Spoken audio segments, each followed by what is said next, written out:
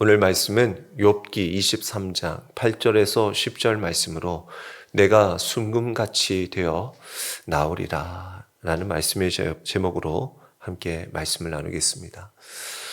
오늘도 이 시간 믿음으로 주님 앞에 나온 이 자리가 하나님 안에 또 여러분들이 또 주님의 귀한 말씀 안에서 온전히 세워지고 또 여러분들의 인생길에 하나님이 주시는 놀라운 축복이 있기를 축원합니다.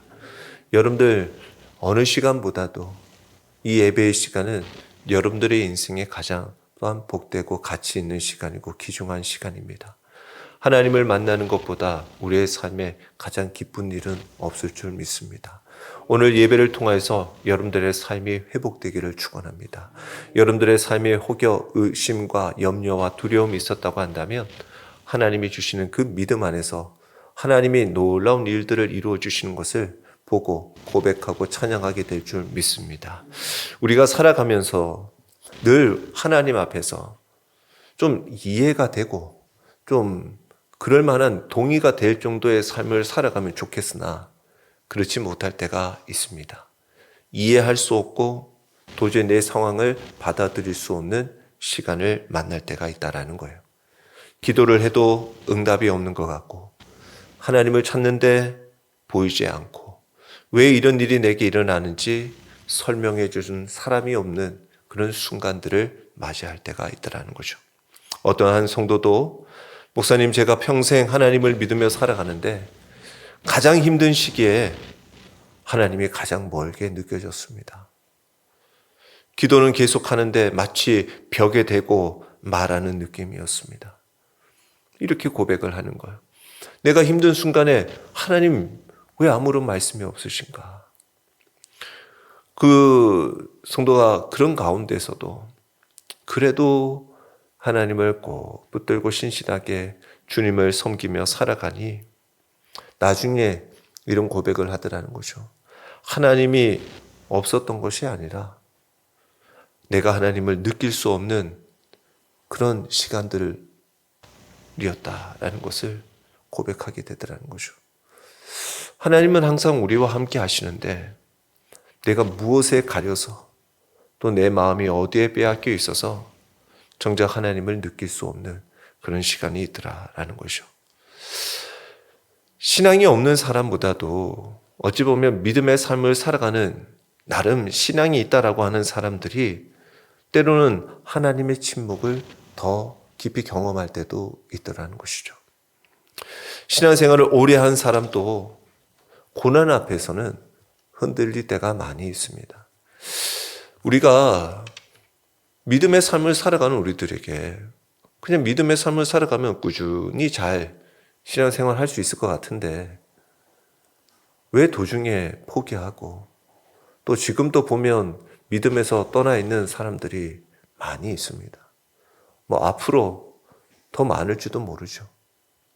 그러나 반대로 또 하나님을 믿는 믿음의 자들도 하나님은 불러주실 것입니다. 그런데 그 고난 앞에서 왜 흔들리냐? 왜 이런 일이 생기고 하나님이 왜 계시면 왜 이렇게 나에게 이런 일이 있나? 나를 잊어버리신 것은 아닌가? 내가 버림받은 것인가? 라고 생각할 때가 있더라는 거죠. 마치 오늘 본문 속에 욥과 같은 바로 그런 시간을 지내고 있더라는 것입니다. 욥은 어떤 사람이었습니까? 당대 하나님 앞에 인정받는 의로운 사람이었습니다. 그러나 하루아침에 모든 것을 잃게 되죠.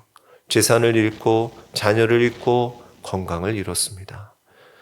위로하러 온 친구들도 욥에게 처음에는 위로하려고 했는데 욥의 이 마음과 또 욥의 이 상황들을 보니까 다른 것으로는 설명할 수가 없기에 너가 죄가 있으니 하나님께 벌받은 거 아니냐라고 이야기를 하는 거예요. 그러나 욥은 자신은 하나님을 떠난 적이 없다라고 이야기를 합니다. 그리고는 친구들에게 더 이상 얘기할 수가 없으니 이제 하나님 앞에 나아가서 그 이유를 묻고 싶습니다. 하나님 앞에 구해요. 우리의 삶의 모습 속에서 예수 그리스도를 믿고 살아가는 우리들에게 세상에 있는 많은 사람들이 도저히 세상에서 답이 없다, 나에게 위로가 될 친구가 없다고 할 때에도 우리는 우리에게 참되게 말씀하시고 함께해 주시는 하나님이 있음을 믿으시기 바랍니다. 그 하나님께 나아가는 거예요. 오늘 욥도 친구들의 위로가 되지 않는 거예요. 그러니 이제 하나님 앞에 말하고 있는 거예요. 하나님을 구하고 있는 거예요. 오늘 말씀에도 내가 앞으로 가도 그가 아니 계시고 뒤로 가도 보이지 아니하더라. 하나님을 찾는데 보이지가 않아요. 바로 그런 가운데 욥은 마지막으로 또한 이러한 믿음의 고백을 10절에 하지요. 그러나 내가 가는 길을 그가 아시나니 그가 나를 단련하신 후에는 내가 순금같이 되어 나오리라. 오늘 이 말씀을 통해서 고난 속에서도 역사하시는 하나님, 그리고 우리를 순금같이 빚어가시는 그 하나님의 은혜를 함께 나누기를 원합니다.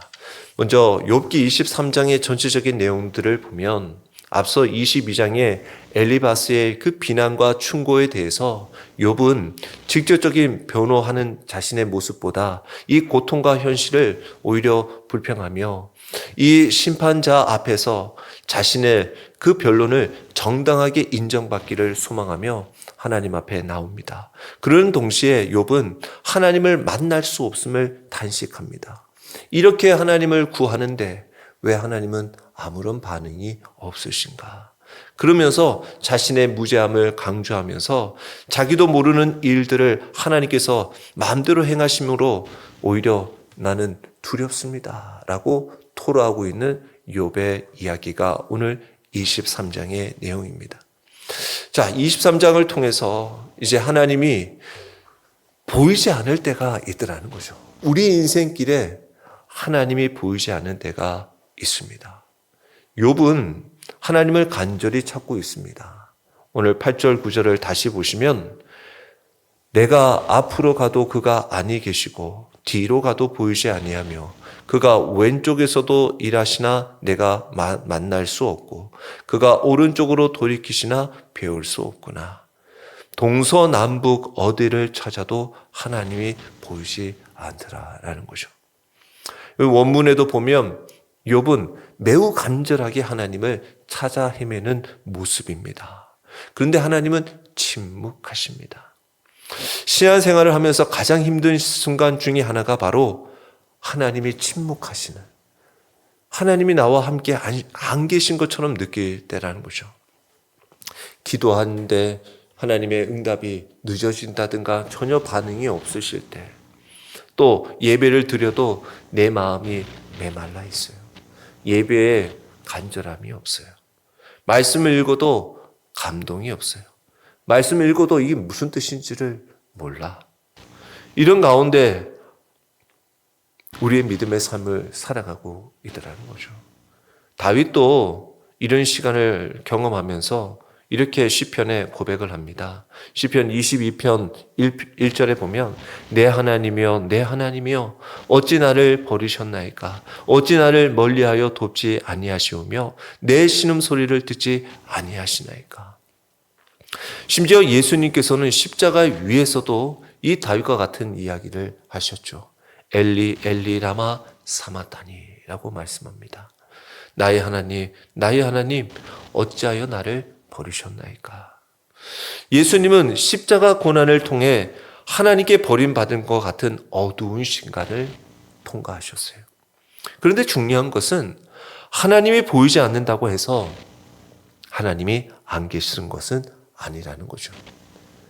우리가 잘 알다시피 아침에 해가 떠도 구름에 해가 가리울 수는 있어도 구름이 해를 없앨 수는 없습니다.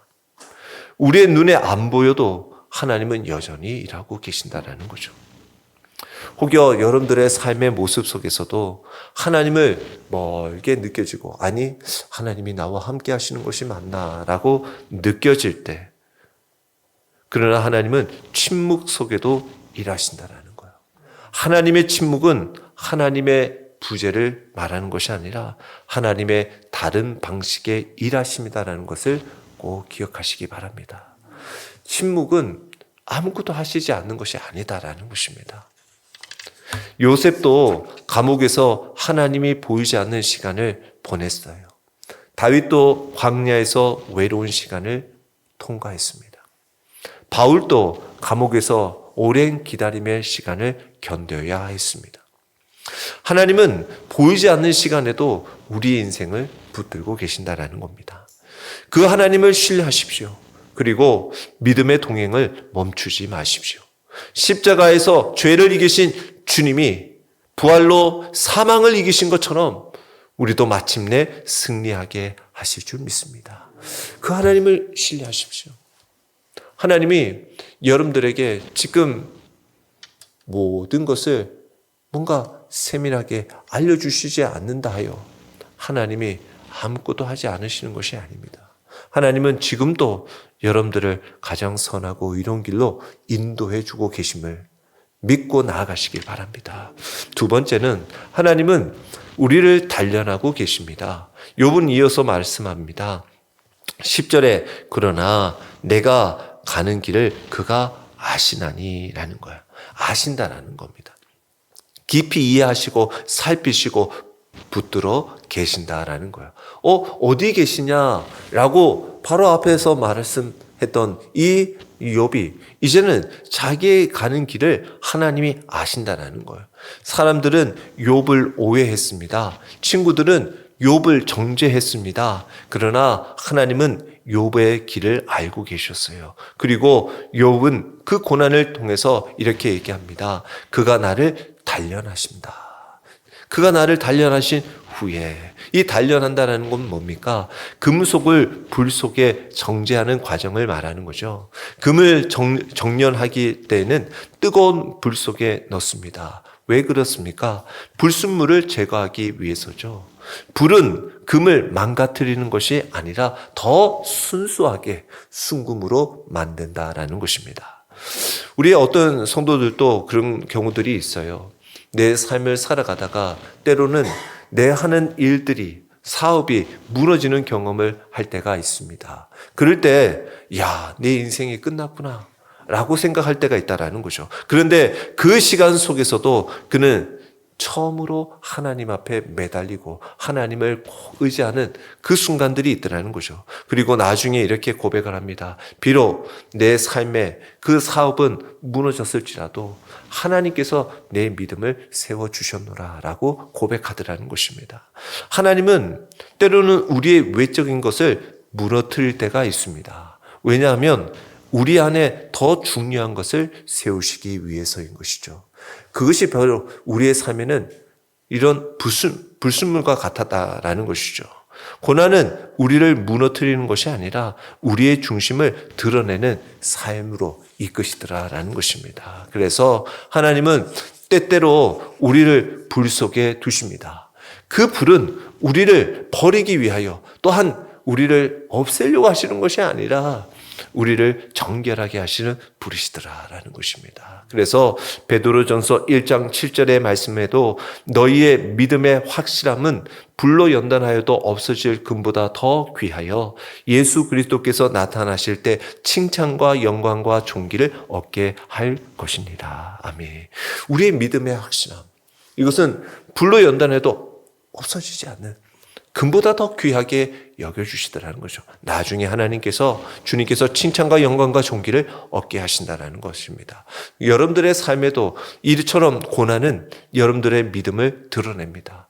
편안할 때, 잠잠할 때는 우리 자신의 믿음을 잘 모르죠. 그러나 고난이 오면 내가 무엇을 붙들고 사는지가 분명하게 드러납니다. 어떤 장인이 아주 금을 잘 정련을 하고 있었습니다. 주변에 있는 사람들이 묻습니다.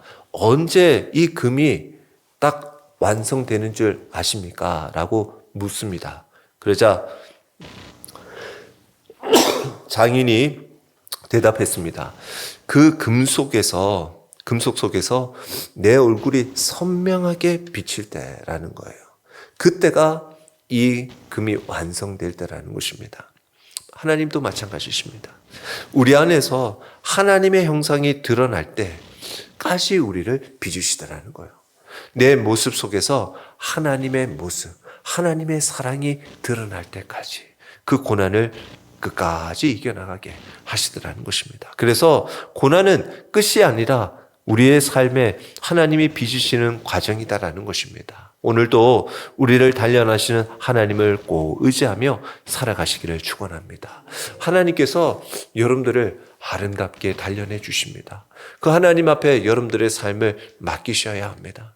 끝까지 버티고 또한 주님의 손길을 거부해서도 안 되는 것입니다. 하나님께서 여러분들을 아름답게 빚어주실 줄 믿습니다. 세 번째는 결국 우리를 순금같이 되어 나오게 하십니다. 욥은 확신합니다. 10절 말씀에 보니까 내가 순금같이 되어 나오리라 라는 거예요. 나온다라는 거예요. 이게 뭡니까? 고난 속에 영원히 머물지 않을 것이다 라는 것입니다. 반드시 나오는 날이 있다라는 것입니다. 터널을 지날 때를 한번 생각해 보세요. 터널 안에 들어가면 얼마나 캄캄합니까? 앞이 보이지 않습니다. 그러나 중요한 사실은 터널에는 반드시 출구가 있다라는 것이죠. 터널은 우리의 목적지가 아닙니다.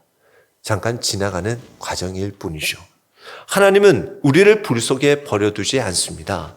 이사야 43장 2절 말씀에 내가 물 가운데로 지날 때 내가 너와 함께 할 것이라. 강을 건널 때 물이 너를 침몰하지 못할 것이며 내가 불 가운데로 지날 때 타지도 아니할 것이요 불꽃이 너를 사르지도 못하리니 라고 말씀하고 있어요.